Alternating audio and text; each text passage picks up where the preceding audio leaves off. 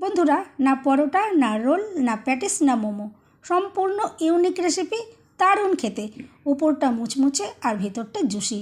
আশা করছি আগে হয়তো এভাবে কখনোই ট্রাই করেননি। ব্রেকফাস্ট হোক বা ডিনারে দুর্দান্ত স্বাদের এই রেসিপিটি রাখতেই পারেন। মুখের স্বাদ বদলের জন্য এই রেসিপিটি একদম পারফেক্ট আইডিয়া। ঘরে থাকা সামান্য উপকরণে সহজেই বানাতে পারবেন।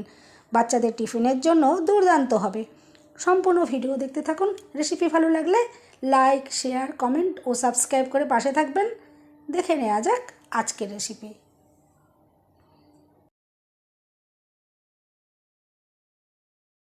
নমস্কার বন্ধুরা, আমি পাপড়ি পদ্মাবতী ফুড ক্রিয়েশনে আপনাদের সবাইকে স্বাগত। টিফিন তৈরি করার জন্য প্রথমেই আমি এখানে নিয়ে নিচ্ছি 1.5 বাটি মতো ময়দা। আপনারা চাইলে আটা দিয়েও বানাতে পারবেন। দিয়ে দিচ্ছি স্বাদ মতো নুন। এরপরে ভালো করে একটু মিশিয়ে নেব। আর এখানে কোনো রকমের তেলের ময়ান দেবার প্রয়োজন হবে না।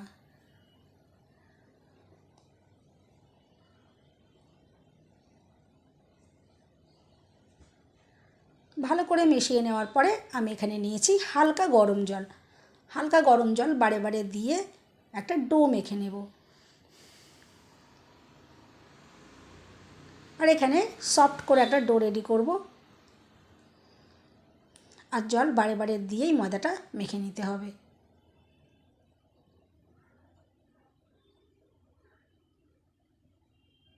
একবারে আমি বেশি করে জলটা দিচ্ছি না।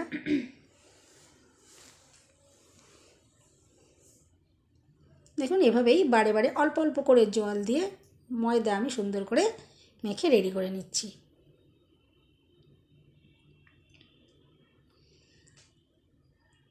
দেখুন, ডোটা আমি রেডি করে নিয়েছি। এরপরে এখান থেকে লেচি তৈরি করে নিচ্ছি। আর এখানে ছোট ছোট করে লেচিগুলো তৈরি করতে হবে।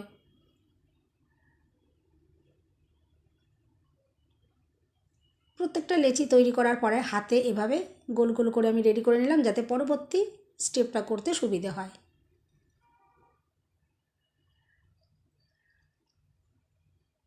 এখন একটু চাপা দিয়ে এটা আমি রেস্টে রেখে দিচ্ছি। ততক্ষণে বাকি কাজগুলো করে নেব। এখানে দেখুন, আমি নিয়েছি কিছু সবজি। এখানে লম্বা করে কেটে নিয়েছি ক্যাপসিকাম, গাজর আর বাঁধাকপি। আর দেখুন, কিছুটা পরিমাণে আলু এভাবে সরু সরু করে কেটে জলের ভেতরে দিয়ে রেখেছি। অবশ্যই এভাবে জলে একটু রাখতে হবে, নাহলে আলুগুলো লালচে হয়ে যেতে পারে। এরপরে একটা ফ্রাই প্যান বসিয়ে দিয়েছি। দিয়ে দিলাম অল্প করে সাদা তেল। এখানে কিন্তু খুব বেশি তেলের প্রয়োজন হবে না। তেলটা গরম হয়ে যাওয়ার পর আমি এখানে দিয়ে দিলাম গ্রেট করা রসুন আর গ্রেট করা আদা। ভালো করে একটু নাড়াচাড়া করে এটা রেডি করে নিতে হবে, যাতে কাঁচা ভাবটা না থাকে। এখন প্রথমেই আমি এখানে দিয়ে দেব যে সরু করে কেটে রাখা আলুগুলো। দেখুন, আলুগুলো দিয়ে দিলাম আর একটু নাড়াচাড়া করে এটা মিশিয়ে নিচ্ছি। এরপর এখানে দিয়ে দিলাম স্বাদ মতো নুন। নুন দেওয়ার পর আবার একটু নাড়াচাড়া করে নেব। এরপরে গ্যাসের ফ্লেম একদম লোতে রেখে ওপর থেকে একটা চাপা দিয়ে মিনিট খানেক এটা একটু রান্না করে নিতে হবে। এখানে কোনো রকমের জলের প্রয়োজন হবে না। দেখুন, মিনিট খানেক পর চাপাটা খুলে নিয়েছি আর নাড়াচাড়া করে নিচ্ছি। এখন আমি এখানে দিয়ে দিলাম কুচনো পেঁয়াজ। পেঁয়াজটা দেওয়ার পরেও একটু এটা নাড়াচাড়া করে আমি মিশিয়ে নেব।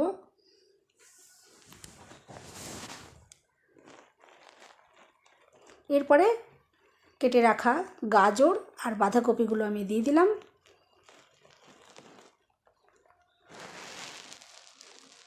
দেখুন, একটু নাড়াচাড়া করে ভালো করে এটা মিশিয়ে নেব।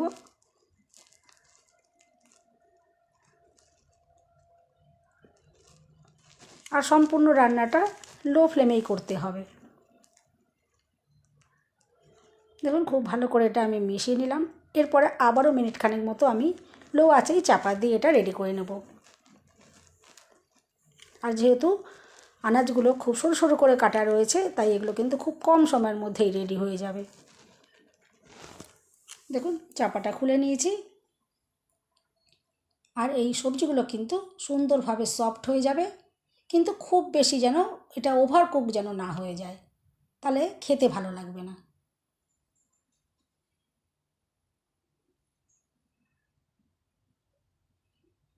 এরপরে সবার শেষে আমি এখানে দেখুন ক্যাপসিকাম কুচিগুলো দিচ্ছি, কারণ এটা খুবই নরম, এটা সেদ্ধ হতে কম সময় লাগে।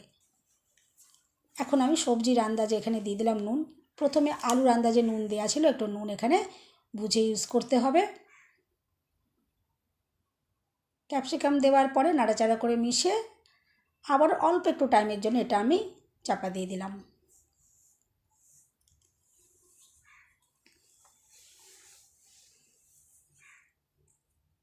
দেখুন চাপাটা খুলে নিয়েছি। এরপরে কিছু মশলা এখানে দিতে হবে, আর খুব সামান্য মশলাতেই কিন্তু এই পুরটা রেডি হয়ে যাবে।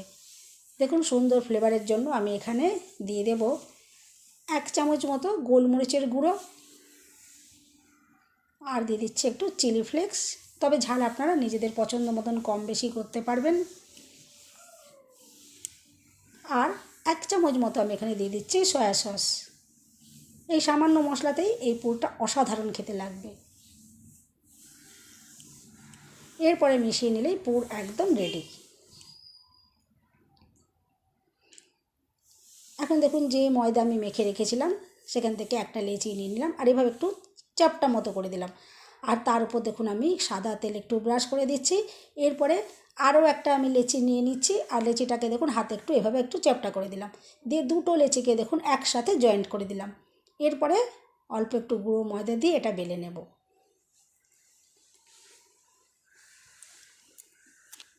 এখানে পাতলা আর বড় করে বেলে নিতে হবে।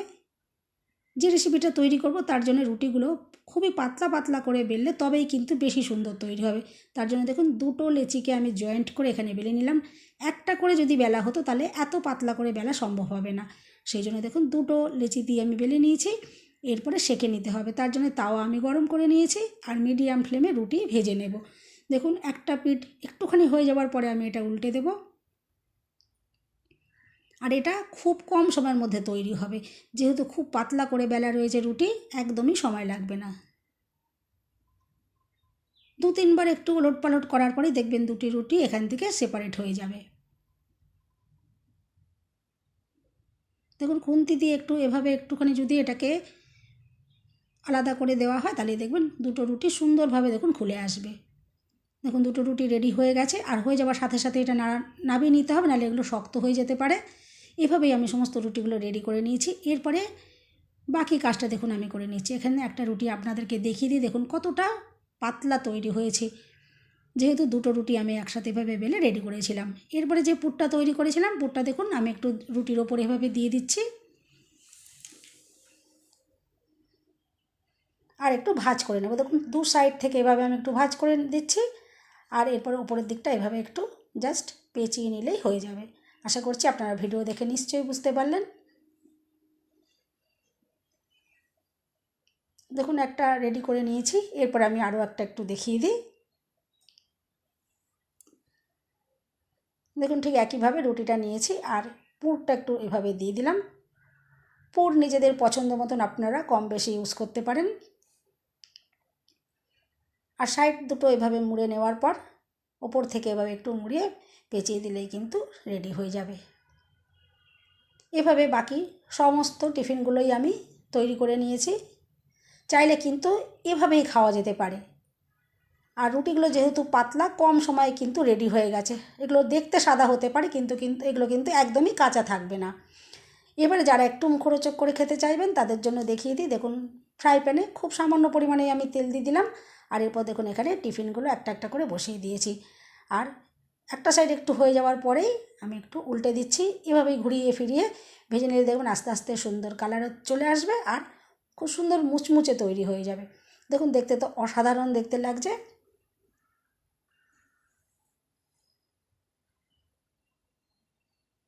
দেখুন এভাবেই আমি সমস্ত টিফিনগুলোকেই ভেজে রেডি করে নিয়ে তারপর আপনাদেরকে দেখাবো।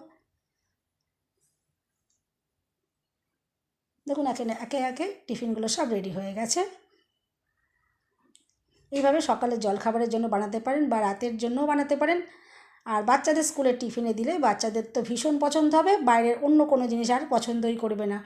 দেখুন কতটা দুর্দান্ত দেখতে লাগছে, আর তেমনি খেতেও অপূর্ব। আপনারা এভাবে অবশ্যই একবার বানিয়ে দেখতে পারেন। এরপরে একটা টিফিন আপনাদেরকে ভেঙে দেখাই যে ভিতর থেকে কতটা দুর্দান্ত সুন্দরভাবে রেডি হয়েছে।